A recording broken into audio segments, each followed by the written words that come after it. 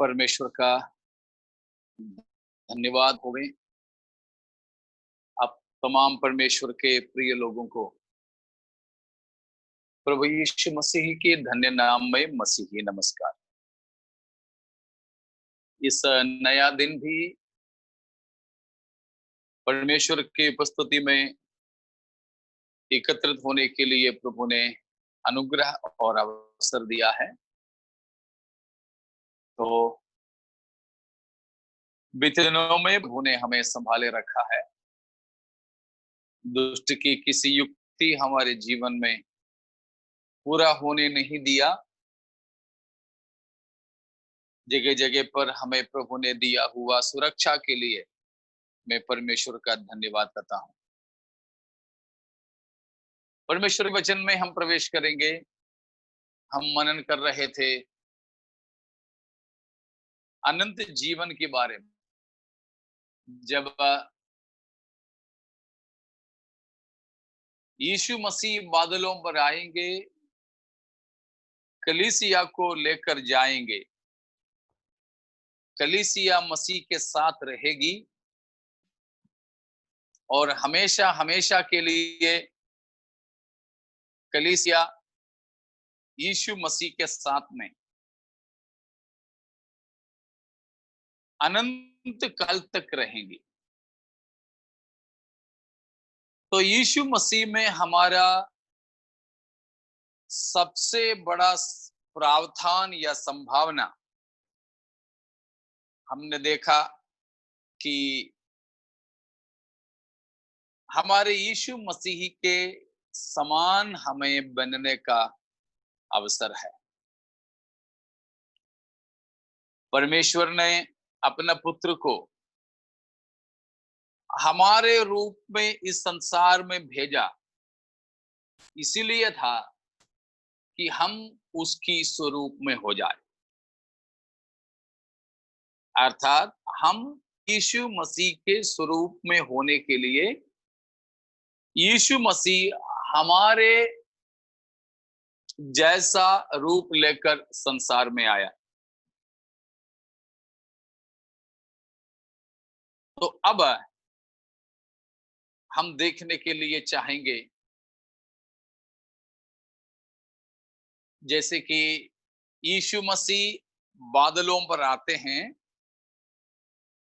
और कलीसिया उठा ली जाती है। उसके बाद 7 साल हम यीशु मसीह के साथ में स्वर्ग में रहेंगे। वो 7 साल के अंतराल में होंगे पवित्र लोगों का जो न्याय हो रहा है।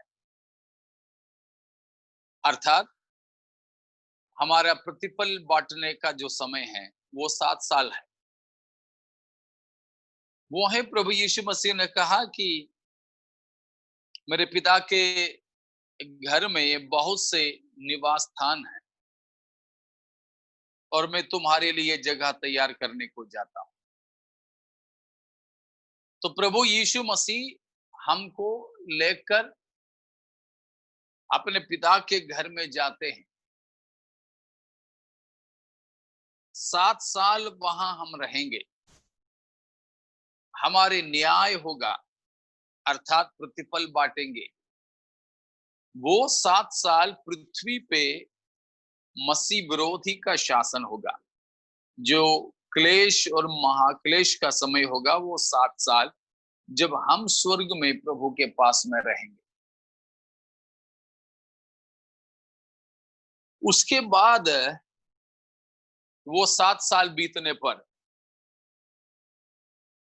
यीशु मसीह अपने सारे पवित्र लोगों को लेकर पृथ्वी पर आएंगे। इस पृथ्वी पर तब है जैतून का पहाड़ 2 भाग में बंटता है और महिमा के सिंहासन का न्याय होता है। अरमगदोन की लड़ाई होगा। उसके बाद प्रभु यीशु मसीह का 1000 साल का राज्य इसी पृथ्वी पर होगा। यीशु मसीह का 1000 साल का राज्य इस पृथ्वी पर होगा। वो 1000 साल के राज्य के बाद में है, शैतान को फिर से छोड़ देगा, गोग मागोग की लड़ाई होगा। गोग मागोग की लड़ाई, उस लड़ाई के बाद में है, हम अभी देख रहे थे, बड़ा श्वेत सिंहासन का न्याय। उसके बाद बड़ा श्वेत सिंहासन के भी न्याय के बाद हम पढ़ते हैं कि इस आकाश और इस पृथ्वी बदल जाएंगे। ये आकाश और ये पृथ्वी बदल जाएंगे। नए आकाश और नई पृथ्वी उत्पन्न होगा और उसमें समुद्र नहीं रहेगी। पढ़ लीजिएगा 21 अध्याय का 1 और 2।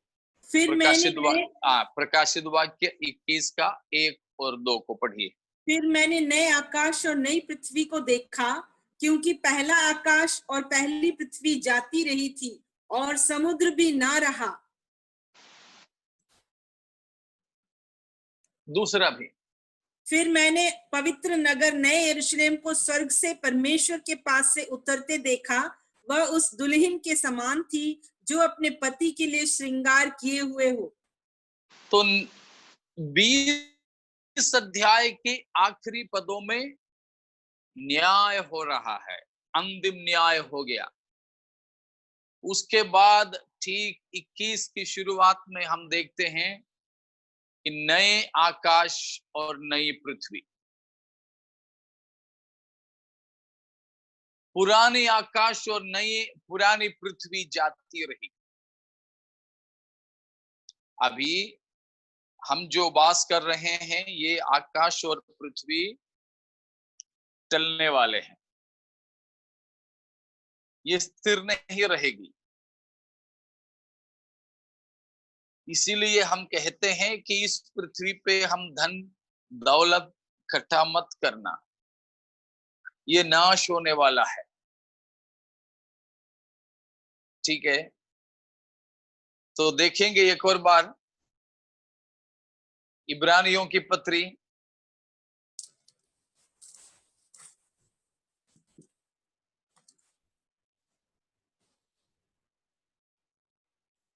इब्रानियों 12वां अध्याय, 2-4 दिन पहले हमने पढ़े थे, उसका 26-27। उस समय तो उसके शब्द ने पृथ्वी को हिला दिया, पर अब उसने ये प्रतिज्ञा की है, एक बार फिर मैं न केवल पृथ्वी को वरन आकाश को भी हिला दूंगा। और ये वाक्य एक बार फिर इस बात को प्रकट करता है कि जो वस्तुएं हिलाई जाती है वे सिरजी हुई वस्तुएं होने के कारण टल जाएंगी, ताकि जो वस्तुएं हिलाई नहीं जाती वे अटल बनी रहे। तो जो भी चीज सृजी गई है, जो भी सृष्टि है, वो सब हटा दिए जाएंगे। तो यहां बताया है, पहले एक बार परमेश्वर ने पृथ्वी को हिलाया था, अब कहता है कि पृथ्वी को भी और आकाश को भी प्रभु हिला देंगे। क्यों हिलाएंगे? ये हिलाए जाने वाले को हटा दें और न हिलाए जाने वाले को संस्थापित करें। 28वां वचन, इस कारण हम इस राज्य को पाकर जो हिलने का नहीं कृतज्ञ हो और भक्ति और भय सहित परमेश्वर की ऐसी आराधना करें जिससे वह प्रसन्न होता है। तो यहां बताया है कि टलने वाले आकाश और पृथ्वी तो जाती रहें, लेकिन हम तो ऐसा राज्य को पाएंगे जो हिलने का नहीं। इसीलिए हम धन्यवादित रहें, भक्ति और भय सहित जीवन बिताएं, परमेश्वर की आराधना करते हुए परमेश्वर को प्रसन्न करें। ठीक है, तो यहां पर हमने देखा कि जो भी सृष्टि है वो सारे सृजी हुई चीजें टल जाएंगे। सृजी हुई कोई भी चीज अटल नहीं है, टल जाएंगी, यहां पर हमने पढ़ा है। लेकिन हमको अटल राज्य मिलेगा। अब पतरस के दूसरे पत्र में चलिएगा, दूसरा पतरस तीसरा अध्याय, दूसरा पतरस तीसरा अध्याय, उसकी 3 से ही पढ़ लीजिए। वैसे अपना तो आता है 6वां पद में, 6 और 7 में है, लेकिन 3 से लेकर पढ़ेंगे। पहले ये जान लो कि अंतिम दिनों में हंसी ठट्टा करने वाले आएंगे, जो अपनी ही अभिलाषाओं के अनुसार चलेंगे और कहेंगे उसके आने की प्रतिज्ञा कहाँ गई, क्योंकि जब से बाप दादा सो गए हैं सब कुछ वैसा ही है जैसा सृष्टि के आरंभ से था। वे तो जानबूझकर ये भूल गए कि परमेश्वर के वचन के द्वारा आकाश प्राचीन काल से विद्यमान है और पृथ्वी भी जल में से बनी और जल में स्थिर है। इसी के कारण उस युग का जगत जल में डूबकर नष्ट हो गया। 7वां पद भी, पर वर्तमान काल के आकाश और पृथ्वी उसी वचन के द्वारा इसलिए रखे गए हैं कि जलाए जाएं, और ये भक्तिहीन मनुष्यों के न्याय और नष्ट होने के दिन तक ऐसे ही रखे रहेंगे। तो इधर भी पतरस बताता है, खासतौर पर 6-7 पर ध्यान दें कि वहां पर पतरस ने बताया ये आकाश और पृथ्वी तो पहले से परमेश्वर के वचन के द्वारा बनाई गई है, लेकिन परमेश्वर इसको आग से नष्ट कर देगा।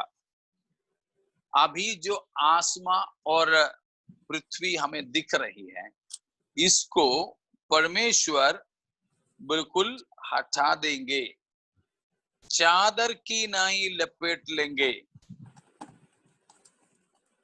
तो इस आकाश और पृथ्वी को हटाकर एक चिरस्थायी न टलने वाला एक राज्य को परमेश्वर संस्थापित करेंगे। तो ठीक है ना। तो इब्रानियों की पत्री में हमने देखा कि आसमां और जमी हिला दिए जाएंगे ताकि एक अटल राज्य बनाए।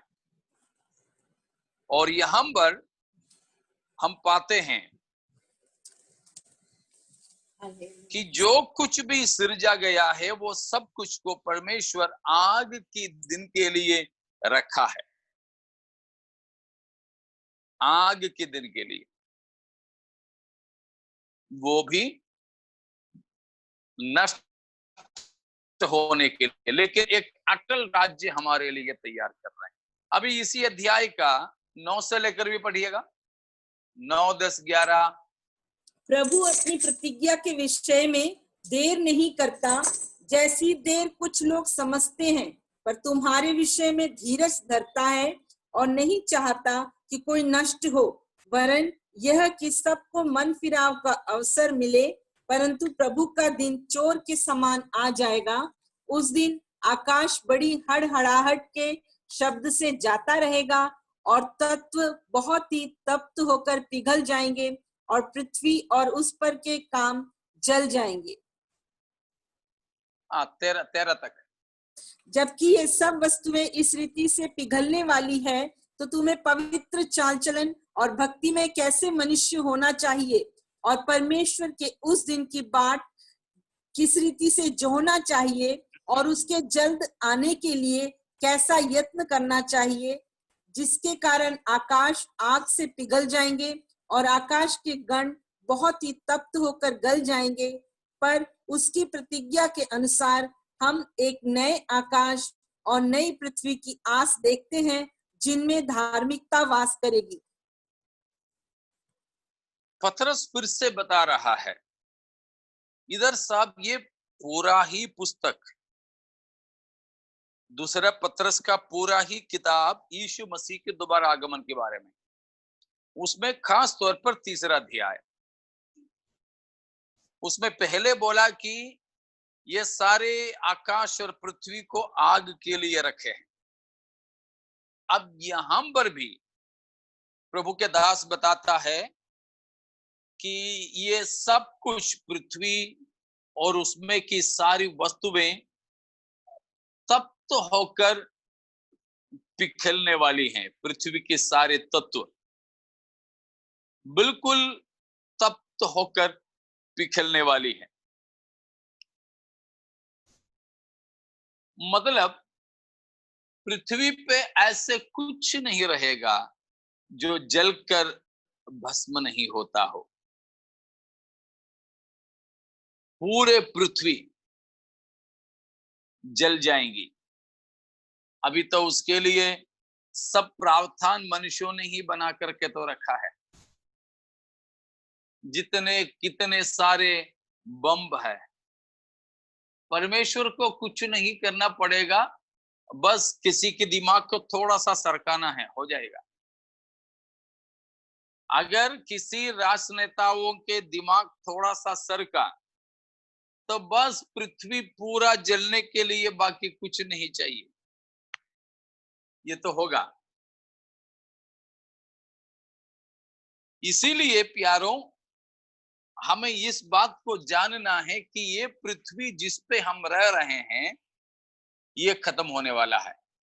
इसलिए मैंने पिछले दिनों में बोला था कि एक्सपायरी डेट खत्म होने पर दुकानों में सेल लगाते हैं। उसी प्रकार ये जो सारी दुनिया शीघ्र ही बढ़ रही है, परमेश्वर ने उसको दिया हुआ समय पूरा करने के लिए। तो अभी जो कुछ भी दिखता है नाश होने वाला है, तो हम यहां कुछ भी इकट्ठा मत करें। हमारे धन दौलत पूंजी जमा करना कुछ भी इस धरती पर ना हो। यहां हम कुछ भी करोगे सब कुछ नाश होने वाले हैं। चाहे कितने भी बड़े इमारत को बना लो और जो कुछ भी, लेकिन परमेश्वर हमारे लिए एक नगर को तैयार कर रहे हैं। वो है परमेश्वर आप ही उसकी बनाने वाला है। इब्रानियों के ही पत्री 11वां अध्याय में हम चलेंगे।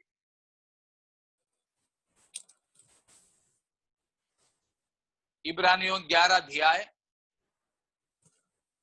उसका 10वां पद, 10 और 11।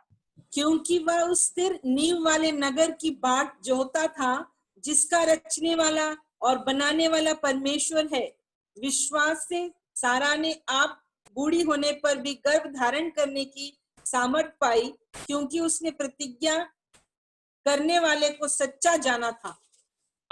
अब पद, इस कारण एक ही जन से जो मरा हुआ सा था, आकाश के तारों और समुद्र के तीर के बालू के समान अनगिनत वंश उत्पन्न हुए।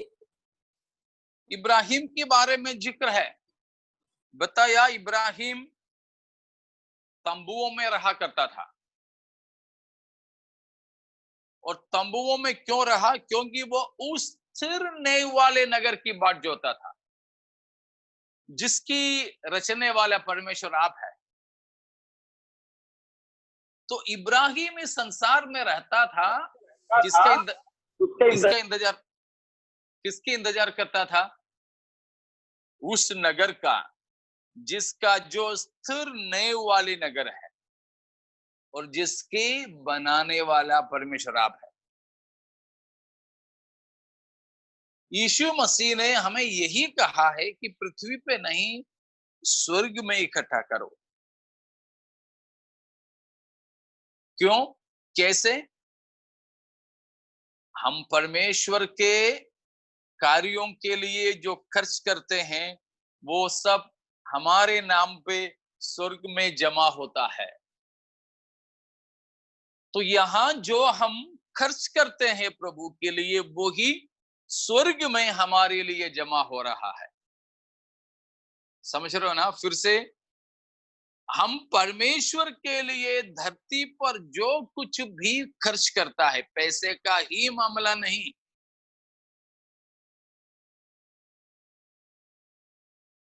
तो हम खुदा के वास्ते, खुदा के काम के लिए, सुसमाचार की फैलावा के लिए जो कुछ भी खर्च करते हैं, वो सब कुछ हमारे नाम पे स्वर्ग में जमा हो रहा है। Praise God. लेकिन यहां कुछ हो सोच करके कमाने वालों का कमाई भी, शायद पूंजी भी खत्म हो जाते हैं। इसीलिए मसीह यीशु ने कहा कि ये सब नश्वर है।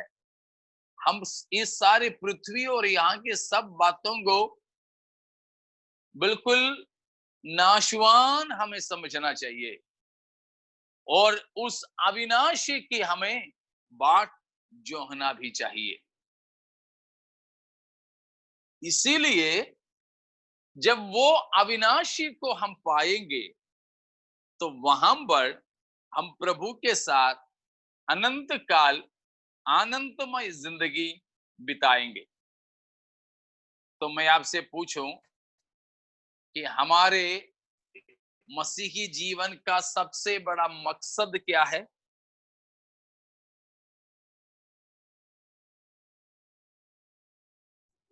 परमेश्वर के साथ वास करना अनंत काल के लिए।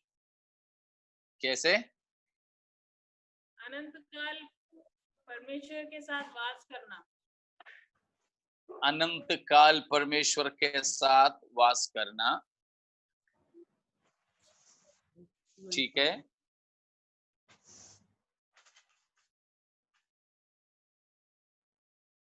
To enter into the eternal kingdom। कल जैसे बताया था कि अनंत काल परमेश्वर के साथ में कहाँ वास करना है, कैसे वास करना है।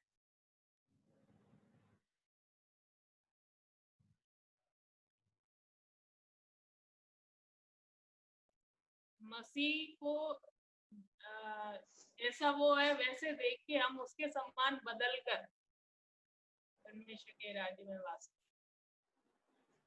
वो कौन सा राज्य है? कहां पर है वो? स्वर्ग राज्य। स्वर्ग राज्य। तो हम ये सोचते हैं, जवाब दीजिएगा, क्या स्वर्ग सनातन है? क्या स्वर्ग सनातन है? Is heaven eternal?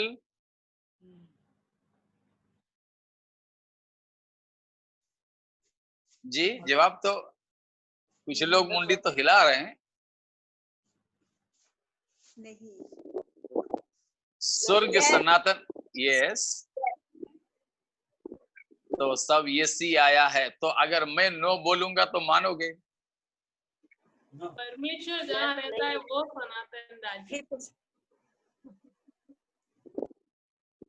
ठीक है, परमेश्वर जहां रहता है वो सनातन राज्य है। तो फिर स्वर्ग सनातन है क्या देखने से पहले आपने ये जो कहा, परमेश्वर जहां रहता है वो सनातन राज्य है, ठीक है। परमेश्वर कहाँ रहता है?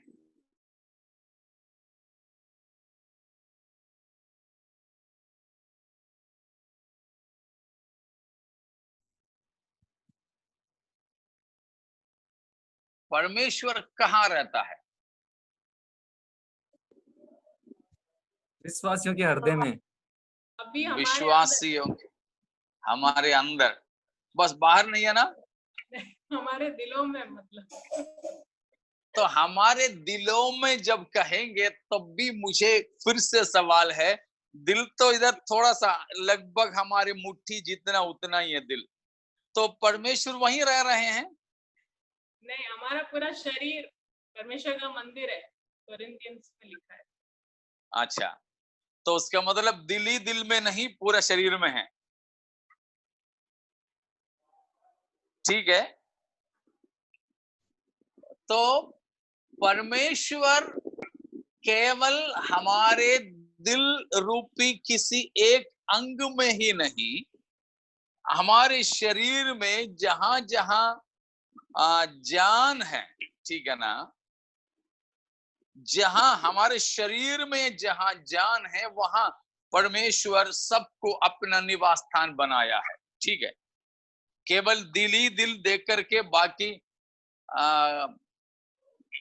मेरे जैसे लोग हैं जो कभी कभी इधर उधर मीटिंग में जाते हैं तो घर में नहीं रह पाते, घर से दूर रहते हैं, शायद दूसरे राज्य में रहते हैं, काफी दूरी में रहते हैं, तो किसी के घर में, पास्टर के घर में होगा, शायद आ,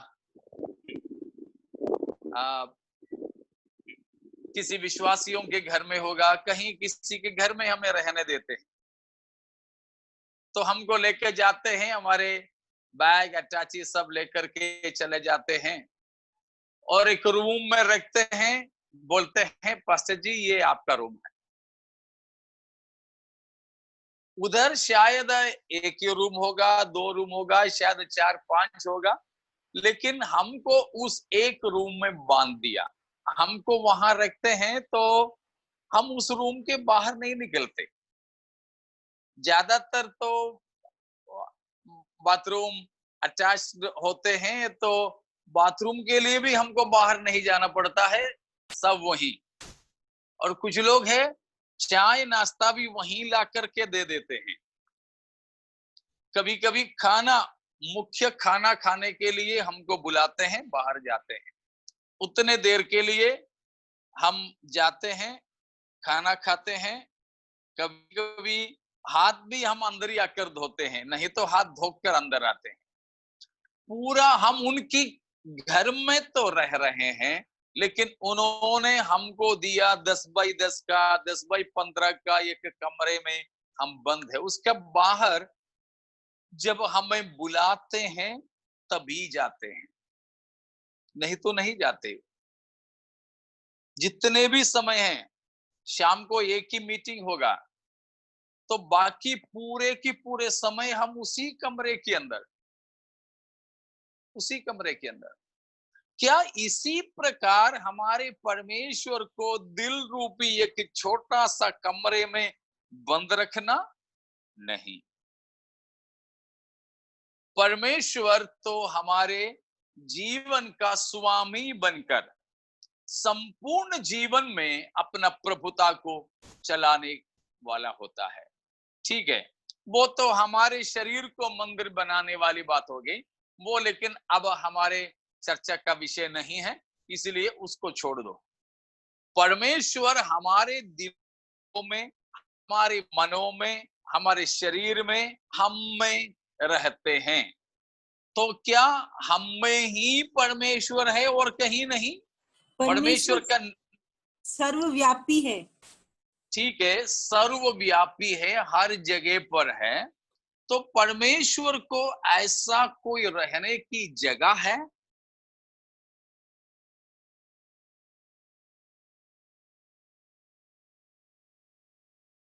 स्वर्ग उसका सिंहासन है और पृथ्वी उसकी चौकी है। तो फिर दोनों हो गया, स्वर्ग भी पृथ्वी भी हो गया। परमेश्वर हर समय हर जगह मौजूद रहता है। ठीक है, वो मान लिया, वो परमेश्वर सर्वव्यापी है, तो ये सर्वव्यापी परमेश्वर को रहने का ऐसा कोई जगह है क्या? सर्वव्यापी जरूर है वो, हम में है। ठीक है, रूपेश जी, परमेश्वर स्वर्गों के स्वर्ग में रहता है, ठीक है, हम लोग प्रार्थना करते समय परमेश्वर को कैसे संबोधित करते हैं? स्वर्ग में विराजमान। वो तो अपनी भाषा हो गई, बाइबल की भाषा बता दे।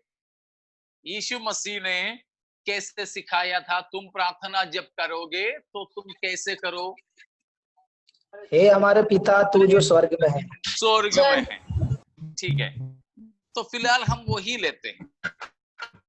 तो परमेश्वर स्वर्गिक परमेश्वर है। ठीक है, यीशु मसीह ने भजन 115वां भजन संहिता दूसरा पद को पढ़िए। भजन 115। जाति जाति के लोग क्यों कहने पाए, उनका परमेश्वर कहाँ रहा? हाँ, हम परमेश्वर कहाँ है तुम्हारा? जाति जाति के लोग यहूदियों से, इस्राएलियों से पूछते थे। जवाब तीसरा पद में है, हमारा परमेश्वर तो स्वर्ग में है, उसने जो चाहा वही किया है। परमेश्वर स्वर्ग में है हमारा। ठीक है, अब उसी का 16वां पद, स्वर्ग तो यहोवा का है, परंतु पृथ्वी उसने मनुष्यों को दी है। ठीक है, विवरण की जरूरत नहीं है ना, वैसे समझ में आ रहा है ना? अब भजन 48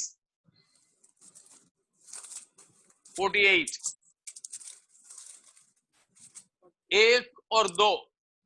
हमारे परमेश्वर के नगर में और अपने पवित्र पर्वत पर यहोवा महान और अति स्तुति के योग्य है। सियोन पर्वत ऊंचाई में सुंदर और सारी पृथ्वी के हर्ष का कारण है। राजाधिराज का नगर उत्तरी सिरे पर है।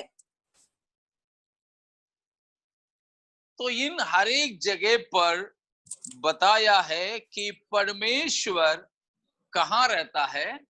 स्वर्ग में। ठीक है, अभी मानवीय भाषा का इस्तेमाल कर रहे हैं। परमेश्वर स्वर्गिक परमेश्वर है। हिंदी में जब हम बोलेंगे तो स्वर्गीय परमेश्वर बोलते हैं ना, स्वर्गीय मत बोलना। कौन है स्वर्गीय? शैतान नहीं, जो मर गया, जो मर गया वो है स्वर्गीय। तो मेरे पिताजी के बारे में बोलते हैं स्वर्गीय। मेरा पिताजी नहीं रहा, इसलिए स्वर्गीय। इसलिए हमारे परमेश्वर को स्वर्गीय परमेश्वर मत बोले, स्वर्गिक कहें, स्वर्गिक। ठीक है, स्वर्गीय का भाषा में ये मतलब है कि जो मर चुका है। अखबारों में आप पढ़ते हैं स्वर्गीय फलाना, उसका मतलब है कि मरने के बाद में स्वर्ग में पहुंचा हुआ व्यक्ति, वो है मतलब। स्वर्गवासी करके भी बाइबल में है क्या? स्वर्गवासी नहीं, स्वर्गवासी भी वही मतलब है।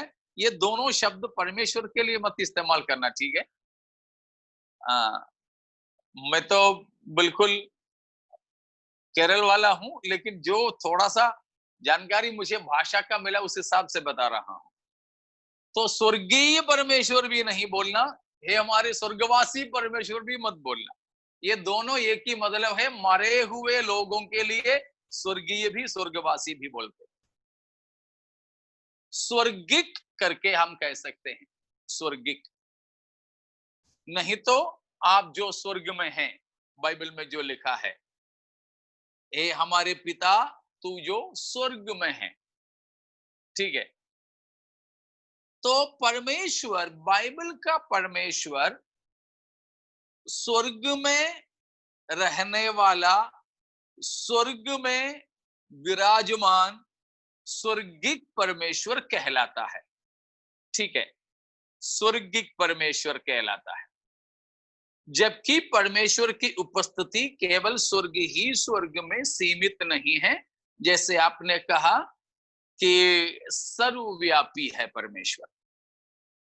परमेश्वर की उपस्थिति हर जगह होता है, मतलब परमेश्वर हर जगह उपस्थित होता है। कुछ भी परमेश्वर से छिपा नहीं है।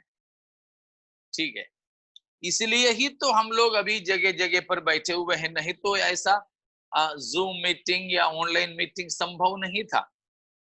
मैं तो मुंबई में बैठा हूं, आप पास्टर सन्नी तो सुजनगढ़ में बैठे हैं, कोई मध्य प्रदेश में है, कोई नागपुर में बैठे हैं, ठीक है, कोई केरल में बैठे हैं, कोई कोई तो लंदन से भी जुड़ा है।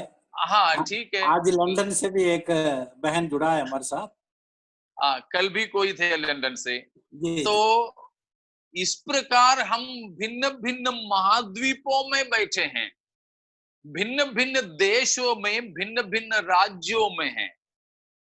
परमेश्वर अगर एक ही जगह उपस्थित हो सकता था तो अब बेचारा बेचारा किसके पास जाता? शायद जिसका इंटरनेट जब से तेजवान होता वहीं जाता, मुश्किल होता। तो बाकी हम लोग सब तो खुदा के हाजिरी की बिना रहते। तो परमेश्वर सर्वव्यापी है और परमेश्वर वैसे अभी हम बाइबल में पढ़ते हैं कि परमेश्वर स्वर्ग में है, ठीक है, वह स्वर्ग, फिलहाल हम उसी स्वर्ग को लेते हैं, the abode of God, the heaven, the abode of God, where God dwells. Okay, वो स्वर्ग क्या सनातन है? That was my question, whether that heaven, the abode of God, is eternal or not. वो स्वर्ग सनातन है या नहीं? उसी के लिए आप लोगों ने यस बोला ना। मैंने इसीलिए ही कहा यदि मैं ना बोलूंगा तो आप मान पाओगे, मेरे कहने से मत मानना, मेरे कहने से मत मानना।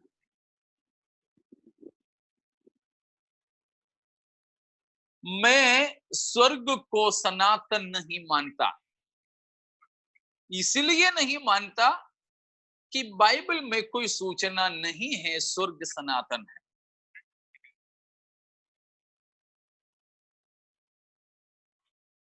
आप लोगों को थोड़ा सा दिक्कत जरूर होगा, मुझे मालूम है, लेकिन ध्यानपूर्वक इसको समझने की कोशिश करें। सनातन का परिभाषा क्या है? What is eternal? How can we define it?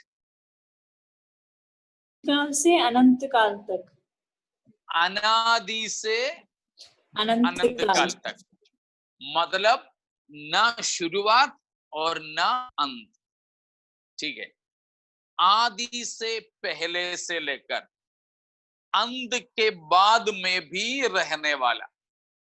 ऐसा कितने व्यक्ति या वस्तु या चीजें आप जानते हैं?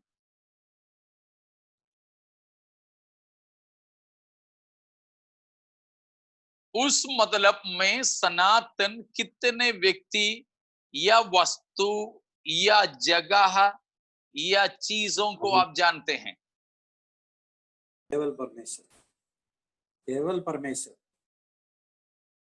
केवल परमेश्वर, एकमात्र परमेश्वर, स्वर्ग को बनाया गया है। बिल्कुल बिल्कुल। एक और बार हम उस वचन को पढ़ेंगे, भजन 90 का 2।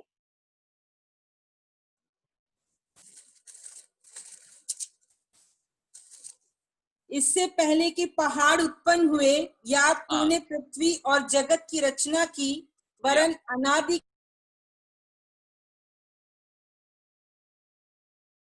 अनादिकाल से अनंत काल तक तू ही या परमेश्वर है, तू ही परमेश्वर है। तो सनातन रहने वाला केवल एक ही है और कोई भी नहीं है, और कोई भी नहीं। यशायाह की पुस्तकों में भी कई जगह पर लिखा है मैं ही और कोई नहीं। तो देखिए सनातन यहां केवल एक ही है, वो परमेश्वर है। सनातन सनातन केवल एक ही है जो सृष्टि नहीं है। सनातन केवल एक ही है जो सृजनहारा है। मैंने 3 बात कहा। कौन है सनातन? जो सृष्टि है, जो सबका सृजनहारा है। इसीलिए जो परमेश्वर है, ठीक है, जो परमेश्वर और सृजनहारा नहीं है, वे सबके सब सृष्टि हैं, रचे गए हैं। सृष्टि हैं और रचे गए हैं। रचे गए हर एक चीज को, सृजे गए हर एक बात को क्या है? क्या है? शुरुआत है। शुरुआत है। सनातन के लिए क्या नहीं है? शुरुआत नहीं है। लेकिन जो कुछ भी बनाए गए हैं, सृजे गए हैं, उन सबका आरंभ है, उन सबका शुरुआत है। अगर किसी भी चीज को शुरुआत है तो वो क्या नहीं है? सनातन नहीं हो सकता है। ठीक है, इतना समझ में आ गया? दिक्कत तो नहीं है किसी को? ठीक है, किसी को भी दिक्कत है, शक है तो जरूर पूछना। शक लेकर के मत जाना, घर बैठ करके बुड़बुड़ाना नहीं। ठीक है, हाँ, यही पूछ लेना। तो सृजनहारा ही एकमात्र ऐसा व्यक्ति है जिसकी आरंभ नहीं है। ठीक है, अंत नहीं है। ऐसे बहुत से चीजें हैं, जैसे कि हम मनुष्य, शरीर समाप्त हो जाए तो भी हमारे अस्तित्व खत्म नहीं होता। एक अमर अनंत आत्मा हम सबको है। ठीक है, तो मनुष्य अनंत है, अनंत है, चिरंजीवी नहीं है पृथ्वी पे, मगर अनंत है। लेकिन हमारा भी क्या है? शुरुआत है। बर्थडे है ना हम सबका, हम सबका बर्थडे है। बिना बर्थडे का केवल एक ही है, परमेश्वर। बाकी सबका जन्मदिन है, तो बाकी सबका शुरुआत है। तो जिसका शुरुआत नहीं वो केवल परमेश्वर है। तो वहां पर मैं उठा के फिर से पूछ रहा हूं, तो स्वर्ग सनातन है या नहीं? अभी के हिसाब से दोहरा रहा हूं मैं सवाल जी। नहीं है। नहीं है। तो उसी को पक्का करने के लिए फिर से मैं उसी पर सवाल करता हूं, स्वर्ग सृष्टि है या सृष्टि नहीं है? सृष्टि है। सृष्टि है। सृष्टि है। अगर मानो सृष्टि नहीं, एक पल के लिए मानो स्वर्ग सृष्टि नहीं है, कोई मानेंगे? अगर सृष्टि नहीं तो उसको क्या होना पड़ेगा? सृष्टिकर्ता होना पड़ेगा। अगर सृष्टि नहीं है तो उसको सृष्टिकर्ता होना पड़ेगा।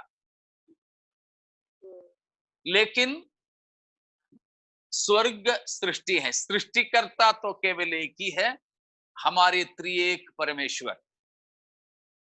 बाकी कुछ भी, कोई भी सृष्टिकर्ता नहीं है, केवल एक ही सृजनहारा, त्रिएक परमेश्वर ही सृजनहारा। वो सृजनहारा ही सनातन। तो उसकी रहने का स्वर्ग सृष्टि होने के कारण वो सनातन हो ही नहीं सकता, हो ही नहीं सकता। उत्पत्ति एक को पढ़िएगा। आदि में परमेश्वर ने आकाश और पृथ्वी की सृष्टि की। इंग्लिश में देखिए। In the beginning, Lord created heaven and In the beginning, God created the heaven. बाकी इंग्लिश की वर्शंस में देखिए हेवेंस मिलेगा। तो इब्रानी भाषा में वहां पर जो इस्तेमाल हुआ है वो भाषा एक वचन में नहीं है परंतु बहुवचन में है। शमाई या तो उत्पत्ति 1:1 में जो मूल भाषा में बताया है वह बहुवचन में है, बहुवचन में है। वो देखिए वहां पर हिब्रू बाइबल भी आपको मिलेगा उसमें in the beginning God created the heavens and the earth. तो उसमें बहुवचन भी और एक वचन भी, बहुवचन भी एक वचन भी शामिल है। तो ये हमें समझना है। तो बहुवचन भी एक वचन। तो वहां पर परमेश्वर ने हमारे भाषा में तो आकाश लिखा है लेकिन स्वर्ग या स्वर्गों करके है मूल भाषा में। अंग्रेजी में भी वैसे ही है, स्वर्ग या स्वर्गों को बनाया। भजन 19 का पहला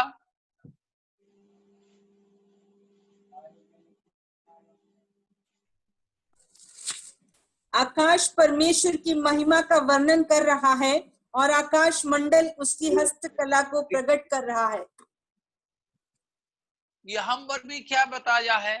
आकाश और आकाश मंडल परमेश्वर के हाथों के द्वारा, मतलब परमेश्वर की सृष्टि है, परमेश्वर की सृष्टि है। भजन 136 का 5वां पद, 136 का 5। उसने अपनी बुद्धि से आकाश बनाया, उसकी करुणा सदा की है। अपनी बुद्धि से आकाश बनाया मतलब ये सारी वस्तुएं बनाए गए हैं। परमेश्वर अभी अपना निवास स्थान बनाया हुआ, स्वर्ग भी परमेश्वर की हाथों की रचना, मतलब परमेश्वर की सृष्टि। ठीक है। तो सृष्टि होने की नाते स्वर्ग क्या नहीं है? सनातन नहीं है, सनातन नहीं है। इसीलिए मैंने इससे पहले भी कई बार बोला, हम स्वर्ग जाने की तत्परता में मत रहिएगा। हमारी मंजिल स्वर्ग नहीं है, ठीक है ना? स्वर्ग से भी ऊंचा कुछ है क्या? नहीं है ना? स्वर्ग से बढ़ा, स्वर्ग से ऊंचा कुछ है? स्वर्ग से ऊंचा है परमेश्वर, प्रभु यीशु मसीह। इब्रानियों की पत्री 7 का 26 पढ़िएगा। इब्रानियों 7:26।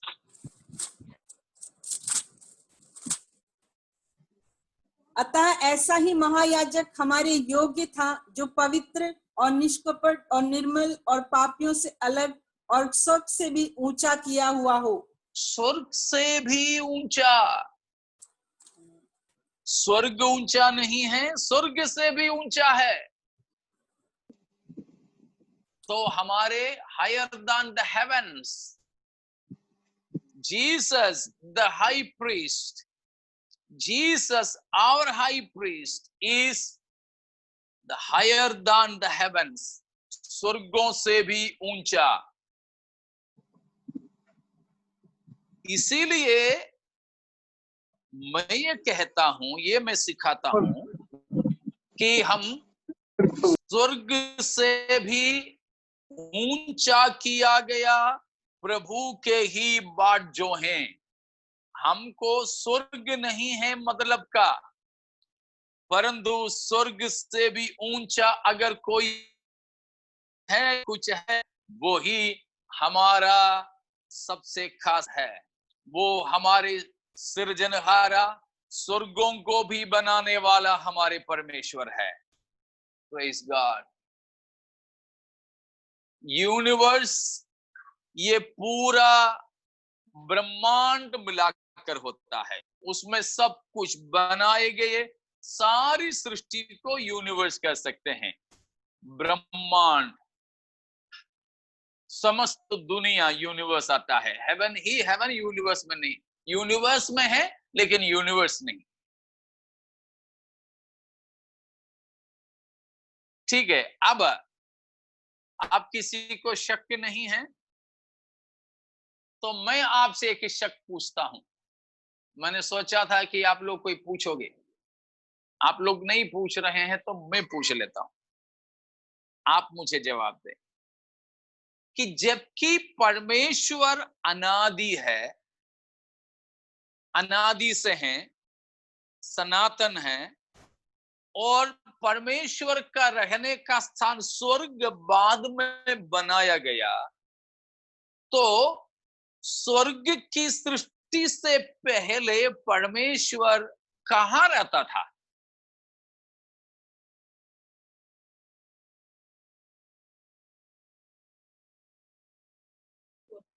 अगर स्वर्ग सृष्टि है और स्वर्ग सनातन नहीं है, तो सनातन परमेश्वर स्वर्ग की सृष्टि से पहले बेघर था। शून्य से, शून्य में वो रह, मतलब शून्य से इसने सृष्टि शुरू की है। ठीक है, सृष्टि शून्य से शुरू की है, तो परमेश्वर रहते कहां थे? जेनेसिस 1:2 में परमेश्वर वो सृष्टि की बात हो रही है। सुनाई नहीं दिया। परमेश्वर का आत्मा जल के ऊपर मंडराता था। तो जल बाद में तो बनना है, आदि में आदि बना, उसके बाद आकाश पृथ्वी बना। आकाश बनी हुई, आकाश और पृथ्वी, स्वर्ग और पृथ्वी, न जाने करोड़ों करोड़ों करोड़ों साल बीत गया। उसके बाद में किसी सृष्टि के पाप के कारण, जैसे अभी हमने दूसरा पत्रस 3:6 में पढ़े थे, वैसे सारे उस दुनिया को पानी से नष्ट कर दिया। वो पानी के ऊपर आत्मा मंडलाता था, तो आत्मा पानी के ऊपर मंडलाने के लिए करोड़ों करोड़ों करोड़ों साल लगा। लेकिन उन करोड़ों सालों के पहले परमेश्वर कहां था?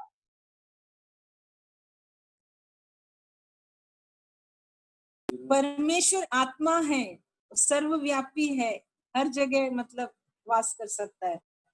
वो ठीक है, ऐसा है तो अभी भी तो परमेश्वर को स्वर्ग जैसे की जगह की जरूरत नहीं था।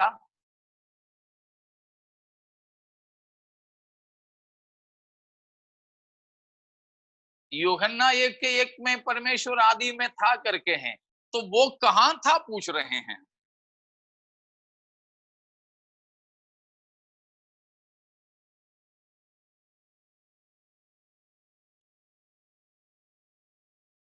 इन द वर्ड नहीं, वर्ड ही तो परमेश्वर है, लोगोस है।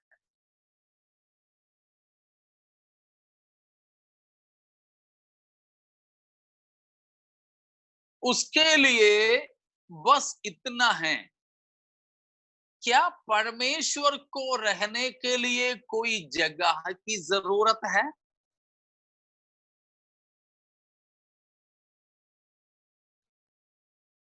परमेश्वर को रहने के लिए कोई जगह की जरूरत नहीं है। अगर परमेश्वर को किसी भी जरूरत है तो वो परमेश्वर हो ही नहीं सकता। ठीक है ना? अगर किसी भी जरूरतमंद है परमेश्वर, तो वो परमेश्वर ही नहीं हो सकता। प्रेरितों के काम 17:24 को पढ़िएगा। प्रेरितों के काम 17:24। जिस परमेश्वर ने पृथ्वी और उसकी सब वस्तुओं को बनाया, वह हाँ। स्वर्ग और पृथ्वी का स्वामी होकर हाथ के बनाए हुए मंदिरों में नहीं रहता। 25। न किसी वस्तु की आवश्यकता के कारण मनुष्यों के हाथों की सेवा लेता है, क्योंकि वह स्वयं ही सबको जीवन और श्वास और सब कुछ देता है। परमेश्वर को किसी वस्तु की प्रयोजन नहीं है। परमेश्वर को किसी वस्तु की आवश्यकता नहीं है। ओके, परमेश्वर को किसी भी जरूरत नहीं, किसी भी चीज की जरूरत मंद है परमेश्वर, तो वो परमेश्वर नहीं हो सकता। God is self-sufficient. He needs nothing. He is in need of nothing. परमेश्वर अपने आप में सक्षम है। परमेश्वर सक्षम परमेश्वर है। उस सक्षम परमेश्वर को रहने के लिए कोई जगह का जरूरत नहीं। कोई भी जरूरतमंद है ईश्वर, तो वो ईश्वर ही नहीं। ठीक है, परमेश्वर को किसी वस्तु की आवश्यकता नहीं, परमेश्वर को किसी वस्तु की प्रयोजन नहीं है, किसी वस्तु की प्रयोजन नहीं है। तो प्यारों, बिल्कुल हमारे परमेश्वर को पहचान लीजिए। हमारे परमेश्वर रहने के लिए कोई जगह तक नहीं मांगता, नहीं चाहिए। एक और सवाल, ठीक है, अभी तो सारे ब्रह्मांड बन गया, यूनिवर्स बन गया, परमेश्वर ने अपने लिए भी घर बनाया ना, स्वर्ग। फिलहाल ऐसे समझ लो, फिलहाल के लिए तो परमेश्वर ने अपने लिए भी मकान बनाया, स्वर्ग बनाया। ठीक है, तो मेरा प्रश्न है, क्या परमेश्वर अपनी सृष्टि में दाखिल हो सकता है या सृष्टि से बड़ा है?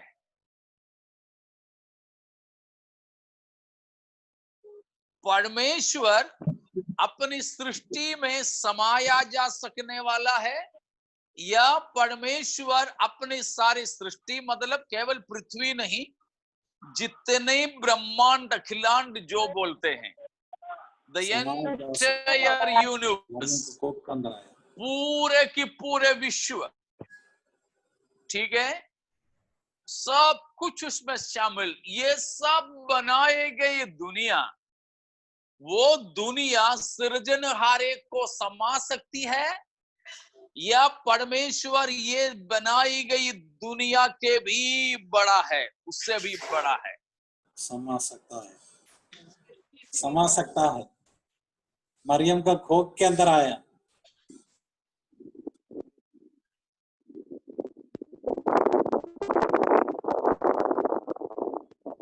बड़ा है परमेश्वर।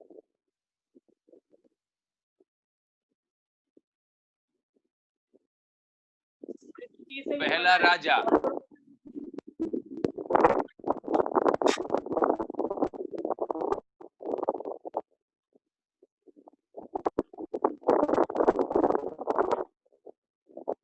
आठ अध्याय 27वां वचन।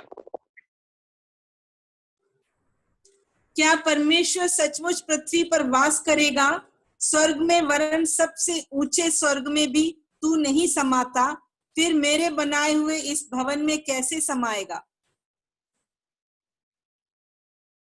और यशायाह 66 का पहला तो हमें मालूम है, अभी आपने आप में से किसी ने बोला था, स्वर्ग परमेश्वर का सिंहासन और पृथ्वी मेरे पांव की चौकी। फिर तुम मेरे लिए किस प्रकार का निवास स्थान, मंदिर बनाओगे? यहाँ यरूशलेम मंदिर की समर्पण के समय सुलेमान की प्रार्थना, क्या परमेश्वर स्वर्ग में वास करेगा? और उसके बाद में कहा तू स्वर्ग में वरन ऊंचे स्वर्ग में, मतलब स्वर्गों के स्वर्ग में भी समाया नहीं जाता। परमेश्वर सारे सृष्टि से भी बड़ा है। परमेश्वर सारी सृष्टि में भी समाया नहीं जाता। इसलिए हम लोग गीत गाते हैं, भूमि आकाश में समा ना सका, मंदिरों में तू रह ना सका, लेकिन कैसे कुंवारी की खोक में समाया गया? करीब 3-3.5 सेंटीमीटर की उतना ही जो माप है वो खोक में कैसे समाया गया? नम्र होकर चरनी में पैदा हुआ, मनों में हमारे भी तू जन्म ले। तो सृष्टि में भी सृजनहारा समाया नहीं जा सकता। सृजनहारा सृष्टि से परे हैं। अगर इस अखिलांड, इस ब्रह्मांड, इस विश्व विधाता परमेश्वर को समा सके तो फिर परमेश्वर छोटा हो जाएगा और विश्व बड़ा हो जाएगा। नहीं, परमेश्वर को ये कोई भी सृष्टि समा नहीं सकती। अभी भी आप जो कहे, पहले कहे कि शून्य में परमेश्वर था, शून्य से इन सबको बनाया, ठीक है। और पृथ्वी को कितने खंबे दिए हैं, कितने कॉलम में पृथ्वी खड़ी है, कितने खंबे में खड़ी है पृथ्वी? एक भी नहीं। वचन कहते हैं बिल्कुल शून्य में तूने पृथ्वी को लटका के रखा है, ठीक है। और साइंस पढ़ने वाले बच्चों को मालूम है कि कितने डिग्री टेढ़ी खड़ी है पृथ्वी?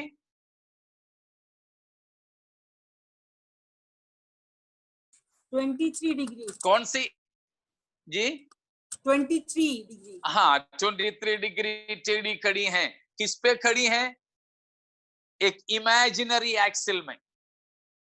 इमेजिनरी एक्सिल, केवल काल्पनिक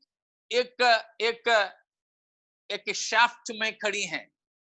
मतलब शून्य में इसको रखा, उसका मतलब ये शून्य के बाहर और भी शून्यता, ये पृथ्वी की बाहर और भी शून्यता है। ये जो विश्व की बाहर और भी खाली खाली पड़ी हैं, उन खाली जगह भी हमारे खुदा को समाने में सामर्थी और शामिल नहीं। तो हमारे परमेश्वर को इन किसी भी सृष्टि में शामिल नहीं कर सकते, समा नहीं सकती। उतना बड़ा है हमारे परमेश्वर। लेकिन उस खुदा का धन्यवाद हो कि इस प्रकार इन किसी में समाये नहीं जा सकने वाला ये विश्व विधाता परमेश्वर मेरे से और आपसे मोहब्बत करते हुए कुंवारी मरियम के बिल्कुल छोटी सी खोक में अपने आप को सीमित कर दिया। Praise the Lord.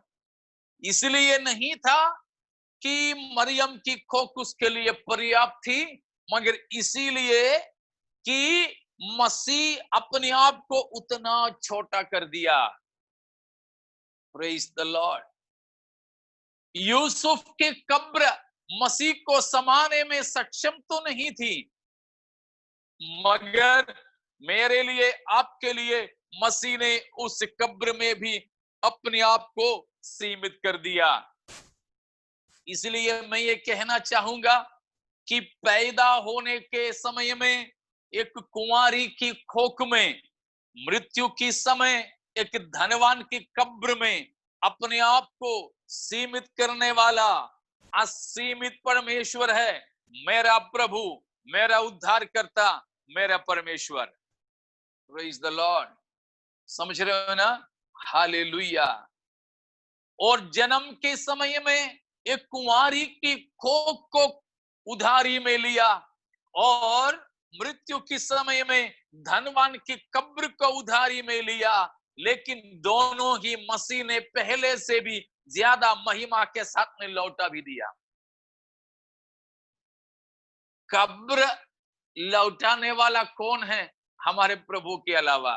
कब्रिस्तान, प्रेज द लॉर्ड, और कोई नहीं।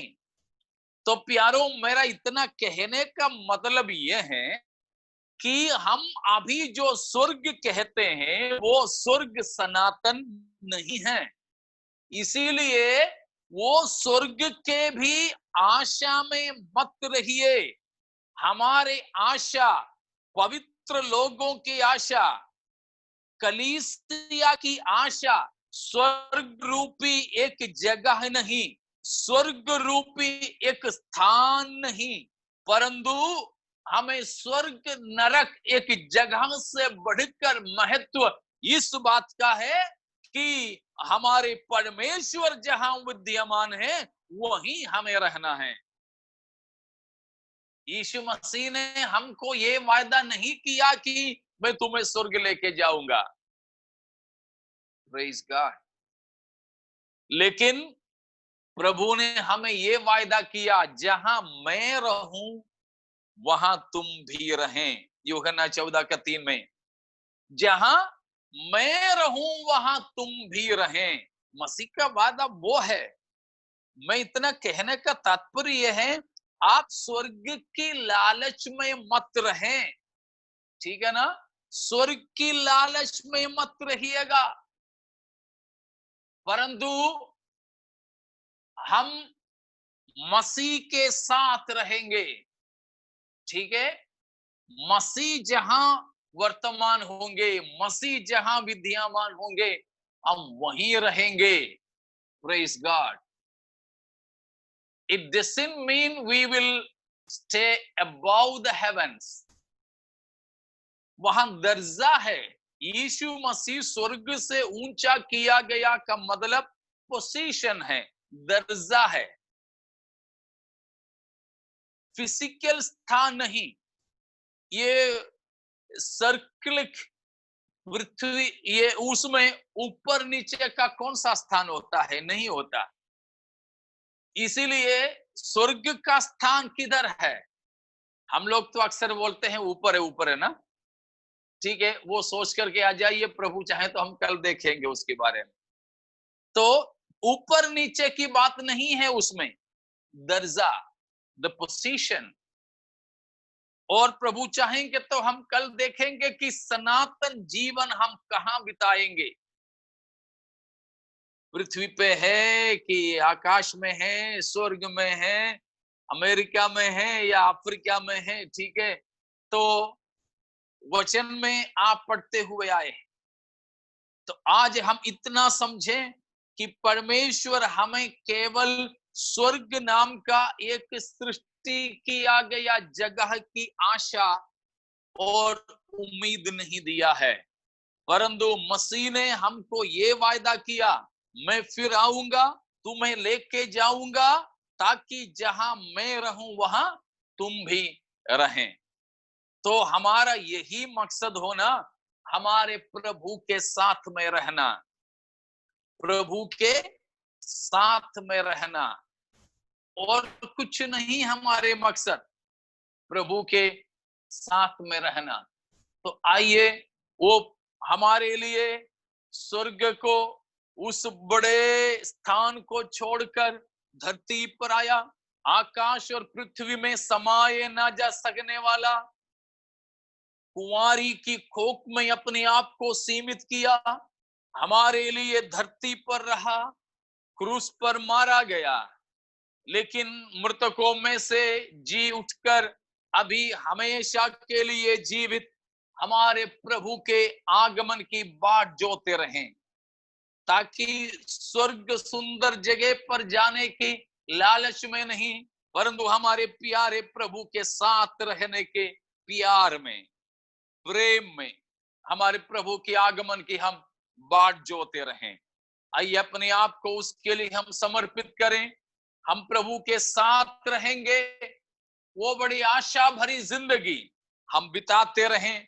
उस वजह से पवित्रताई को बनाए रखें। हमारे मसीह की आगमन में देरी है तो बाकी हम कल देखेंगे। तब तक के लिए विदा लेना चाहूंगा। परमेश्वर हमारे साथ रहें और परमेश्वर इन वचनों के द्वारा सबको आशीषित करें।